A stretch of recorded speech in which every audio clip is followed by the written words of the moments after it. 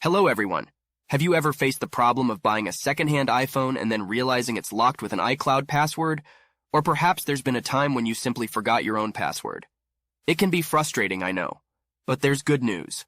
In today's video, I'm going to guide you through a straightforward method to unlock your iPhone without any charges. You won't need any special tech skills for this. All you'll require is the IMEI number of your phone and your email address, so stay with me and let's solve this together. So the first step is to get your phone's IMEI number. So to do that, simple dial *06#. Alright, as you can see here, you will get your 15-digit IMEI number. This is very important, so keep it somewhere close because we're going to need it in the next step. In this website, we will request the unlocking of the iCloud account of your device, so we just need to go here to this form. You just need to complete a simple form with the details of your device.